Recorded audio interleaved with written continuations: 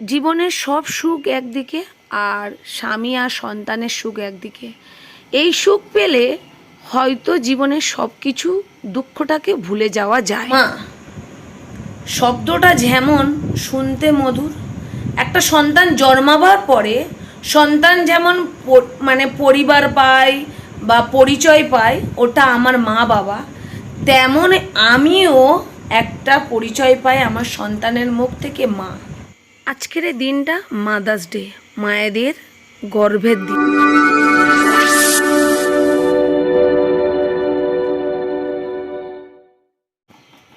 আমার কাছে এই দিনটা হয়তো জীবনের সবচেয়ে বড় আনন্দের দিন। আজকের এই দিনটা প্রথমে যে পালন করেছিল তার চরণে আমার কোটি কোটি প্রণাম, সমস্ত মায়েদের চরণে আমার কোটি কোটি প্রণাম। আজকের আমার ছেলেকে সমস্ত মারা আশীর্বাদ করো যে আগামী দিন ও যেন বড় হতে পারে আর কিছু অসহায়ের মায়েদের যেন সাহায্য করতে পারে, এইটুকুনি আশীর্বাদ করো। আর জীবনে বড় হওয়ার সাথে সাথে ওকে এগিয়ে যাওয়ার প্রেরণা জাগাও। আমি জীবনে কিছু পাইনি, হয়তো এই দিনটা আমার কাছে হয়তো খুব গর্বের দিন। আজ ভিডিও এডিটিং করার সময় দু চোখ থেকে টপ টপ করে জল পড়ছে, হয়তো ভয়েসটা দিতেই পারছি না। কোথায় নিয়ে যাচ্ছি বাবা? একটু করে বসো। কোথায়? আস্তে আস্তে বসো। আস্তে আস্তে বসো মানে কি? বসো বসো।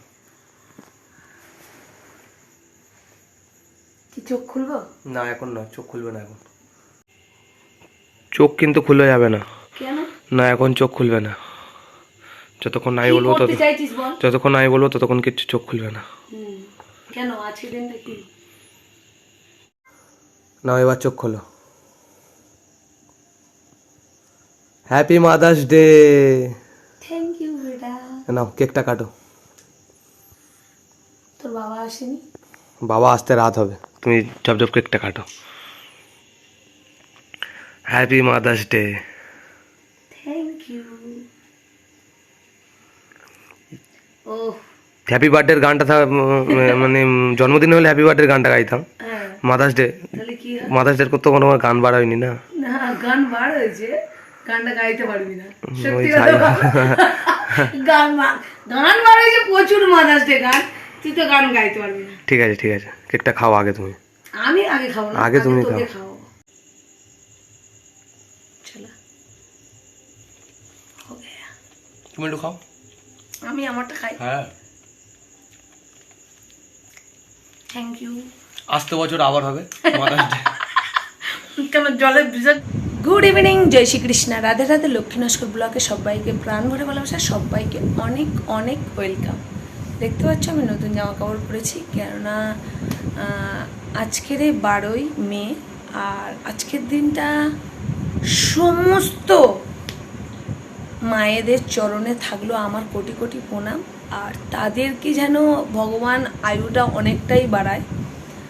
সবচেয়ে বড় দুঃখ লাগে যখন মেয়েরা বিয়ে হয়ে শ্বশুরবাড়ি চলে আসে, মা বাবা সবাইকে ছেড়ে। সবচেয়ে কাছের মানুষ থাকতো সে মা, আর মাকে ছেড়েই চলে আসতে হয়। শ্বশুরবাড়ি এসে হয়তো একটা মা পায়, যে মা তাকে খাবারের জন্য ডাকে, তাকে জিজ্ঞেস করে, কচি হোক মানা হোক মানু হোক, তাকে জিজ্ঞাসা করে তুই কি খাবি। আর এ মা, শ্বশুরবাড়ির মা, জিজ্ঞাসা করে বৌমা কি রান্না হবে। আজকের দুটো মায়ের মধ্যে অনেকটাই পার্থক্য।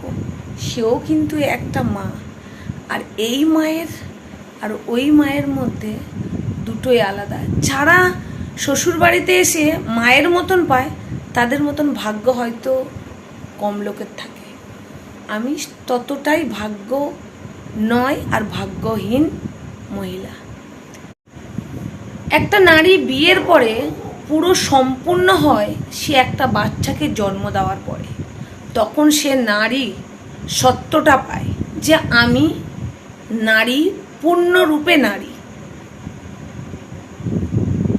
মা শব্দটা যেমন শুনতে মধুর, একটা সন্তান জন্মাবার পরে সন্তান যেমন মানে পরিবার পায় বা পরিচয় পায়, ওটা আমার মা বাবা, তেমন আমিও একটা পরিচয় পাই আমার সন্তানের মুখ থেকে। মা, মা মানেই ভালোবাসা, মা মানেই আদর করে কোলে ডাকা, মা মানেই নিজে না খেয়ে সন্তানের মুখে তুলে দেওয়া, মা মানেই ভুলটাকে আঁচল দিয়ে ঢেকে রাখা, মা মানে সন্তানের উন্নতি, মা মানে পৃথিবীর শক্তিকে তার সন্তানের হাত, পৃথিবীর সমস্ত শক্তির থেকে সন্তানকে বাঁচিয়ে রাখা, মা মানেই গর্ভে বুক ভরে যাওয়া, মা মানে সন্তানের সুখ সমৃদ্ধি তৈরি করা,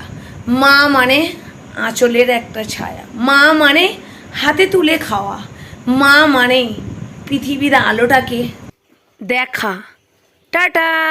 ভিডিওটা কেমন লাগলো অবশ্যই লাইক কমেন্ট